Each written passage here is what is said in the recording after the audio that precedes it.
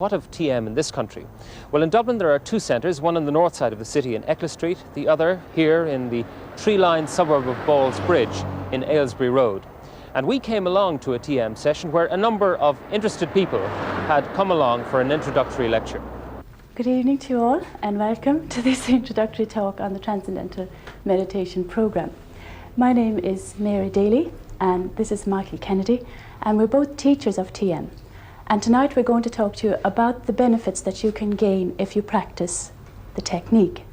For most coming into contact with TM for the first time, attracted by its promised benefits, despite the exotic transcendental name, the people who teach the technique, like Mary Daly, seem refreshingly normal. So what did the new recruits expect to find here? I came here because I had an introductory talk when I was at university about 4 years ago, and at the time I didn't have enough time or inclination to carry on with it.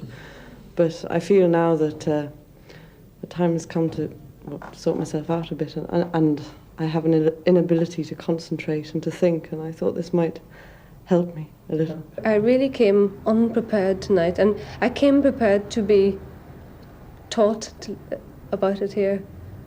And deliberately, because the lady I spoke to, she said you were better to come unprepared than with preconceived ideas that perhaps were false ideas, which are more difficult to get rid of. I want to make sure I haven't missed any other experience which could be taught to me, brought over from the East, because it's known for its mysticism. But I didn't expect photographs of the Maharishi everywhere. I find it hard to take him seriously as a person. I find the method absolutely fascinating. But it's like in Catholicism having Jesus Christ around, opening schools and things. I find it very odd. It was more of an introduction. And I think tomorrow night it tells you about the method itself. And I mean, you couldn't expect them to go and jump all over with joy and whatever. I mean, okay, they seem settled in their ways and so on. I thought they were good and interesting and very sincere, but I got the impression that they were reciting something, that they had memorized something and were giving it back. It didn't sound like it was coming from themselves. I'm sure it was perfectly accurate. But in spite of the scepticism, all but two of those who attended the introductory meeting are still practicing, and the lecture was only the beginning of quite a lengthy process. Right, so tomorrow they come back for what we call a preparatory talk. It discusses the mechanics of the technique in a bit more detail. It's free of charge. They just come in and sit down as they did for the introductory talk, and on that talk they decide whether they want to learn or not. And if they do want to learn, they have a personal interview with the teacher, and then they come back on Sunday for personal instruction. That is actually teaching them the technique itself. And then on Monday, Tuesday and Wednesday, 3 days following personal instruction, they come back to discuss the experience they've had on Sunday and the 3 days following.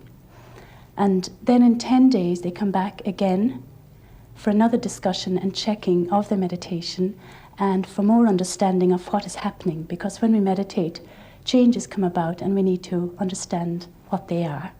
And then for about 6 months, people come back once a month to discuss and hear more knowledge about the technique and about the effect that it's having on them. The key to the technique, according to the TM people, is the mantra. The mantra is a word specially chosen by the teacher to suit the individual subject, and which the subject is forbidden to confide in anybody else.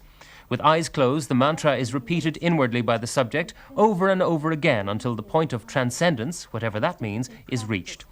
But although TM can be practiced by those of all faiths, as we shall see later on, the mantras do have a religious significance.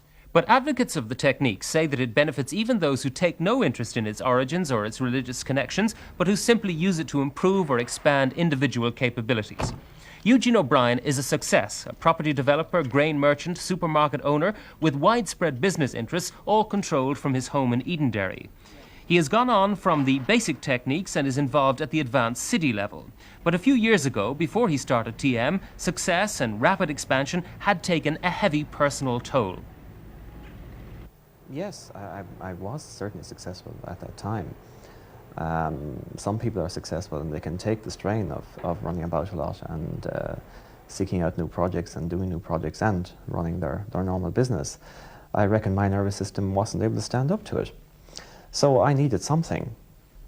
And how were you coping at that time? Were you taking pills or? Yes, unfortunately. I started TM about 6 years odd ago, and I went to the doctors, I suppose, about 4 years prior to that, and I was on various courses of tranquilizers and sleeping tablets and what have you of that nature, and had tried many times to relax in other ways, possibly by listening to music and things like that. But really, I just didn't feel settled in myself.